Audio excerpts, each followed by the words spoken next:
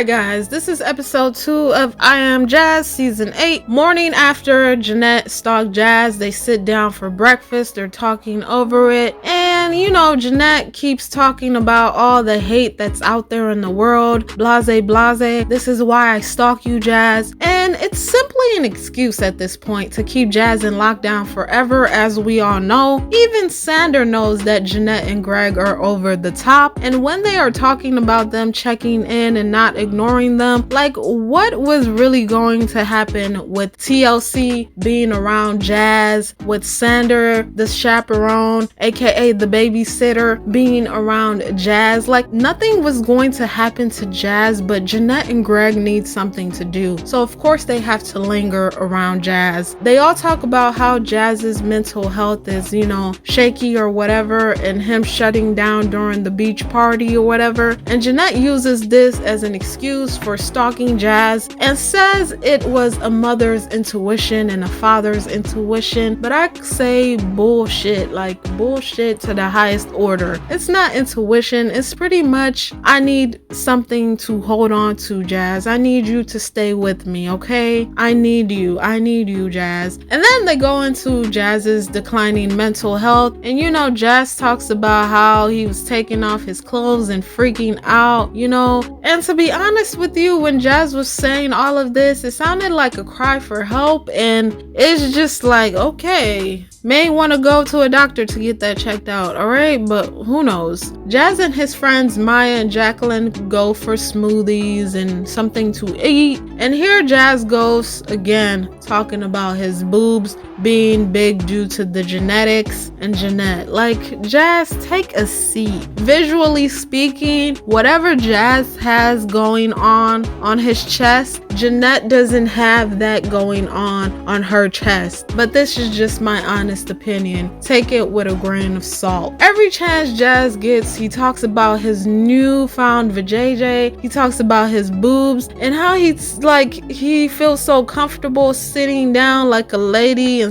spreading his legs. Like, it's just weird. At this point, being a woman is Jazz's lifetime achievement, and it's just quite cringe, okay? They proceed to talk about their dating app and them being transgender and passing as real women, and you know, some trans women choosing not to expose the fact that they are trans women, which can be dangerous for you if you do decide to do that. And then Jazz proceeds to read out hate comments from the dating app, and yes, Jazz, I just want to let you know they targeted you because you are transgender, so I don't know why this is a talking point, but it is what it is. This is nothing new. This is recycled, okay? Jazz also brings up the fact that Jeanette didn't want Jazz on the dating app because people are cruel and dangerous. I'm so sick of them talking about people being cruel and dangerous. Is anybody else sick and tired of them saying how people are cruel and dangerous? But Jeanette needs to stop worrying about Jazz using a dating app, because life in itself is also cruel and dangerous. I'm so happy that they banned that wacky book I Am Jazz from all schools across America, which they also decided to talk about in this episode. Keep it banned, please. Keep it banned. People aren't afraid of change, Jazz. They are afraid that their children will be brainwashed like you were before the age of 5. They are afraid that their children are being taught in schools things that they should be talking about with their parents, not teachers. That's what they're afraid of. They're not afraid of change. The world is finally waking up and realizing the damage that has been done to thousands of kids, which is why thousands of people detransition after transitioning. And so Sander and Jazz decide to film a video to, you know, bring about change and to help pass gay bills, you know, to talk about Jazz's book that was banned. And this scene was pretty much a perfect example of Jazz being coached, in my honest opinion. And then in the next scene, they are at the grandparents' house and they show the grandparents the video that Jazz made. And of course, the video did go viral. and got a lot of pushback from the public. They also got some support from the public as well. It just depends on what side of the fence you are on. Jazz and Jeanette keep using the word hate when talking about the dating app, but in my honest opinion, if someone disagrees with your lifestyle, it doesn't necessarily mean that they hate you. It just means that they don't believe the delusion and they don't believe what you believe in. It doesn't mean that they hate you as an individual or as a person. And on the dating app, Jazz lets us know that he has met a potential weirdo on the dating app, so yay!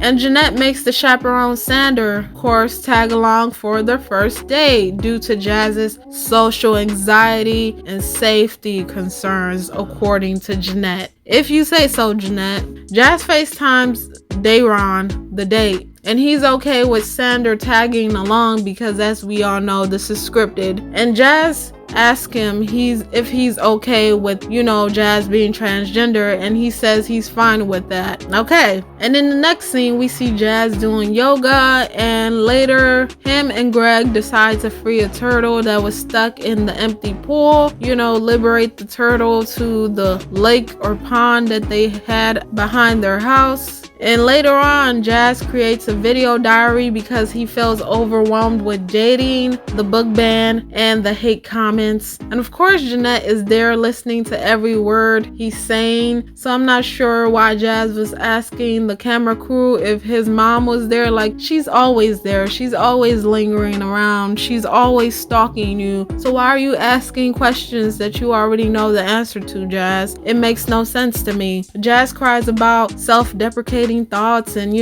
Jeanette comforts him. And of course, TLC's shady ass camera crew decides to pan in on the monthly pill organizer. Like, how messy can y'all really get, TLC? You guys are already using these people for views and exploiting them, and so you decide to pan in on the monthly pill organizer. You guys let me know, was that shady or not? I'm just glad Jazz recognizes that him and Jeanette have a toxic, codependent relationship, and Jeanette can't always be there for every waking minute, and I just want it to stop because it's just too much. All right, you guys let me know what you thought about the second episode. I'm not sure if I'm gonna be able to review this season episode by episode because, my god, they are stretching the dating app storyline for life. They are stretching that so hard, so I can only imagine how far off they're gonna stretch the whole threat to Jazz's life later on in the season. They're probably gonna stretch that for a good 5 episodes.